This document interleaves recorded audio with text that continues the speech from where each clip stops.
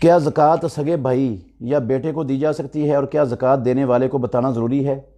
بھئی زکوٰۃ سگے بھائی کو تو دی جا سکتی ہے، بہن کو بھی دی جا سکتی ہے، البتہ اولاد میں سے کسی بیٹے کو یا کسی بیٹی کو زکوٰۃ نہیں دی جا سکتی۔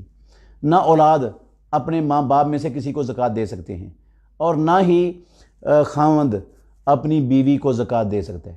بیوی دے سکتی ہے خاوند کو، لیکن خاوند بیوی کو اپنی زکوٰۃ نہیں دے سکتا۔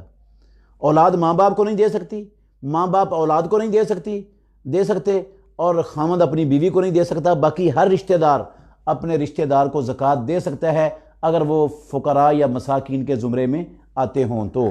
جس کو زکوٰۃ دی جائے اس کو بتانے کا کوئی مسئلہ نہیں ہے اسلام میں، بس زکوٰۃ دینے والے کی دل کا ارادہ اور نیت یہ کافی ہے۔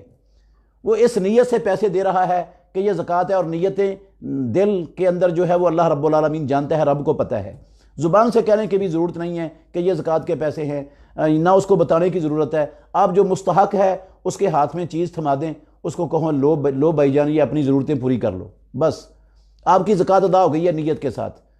یہ بتانے سے بعض ایسے سفید پوش مساکین ہوتے ہیں، وہ ان کی عزت نفس مجروح ہوتی ہے یہ بتانے سے کہ ہم آپ کو زکوٰۃ کے ساتھ آپ کی مدد کر رہے ہیں۔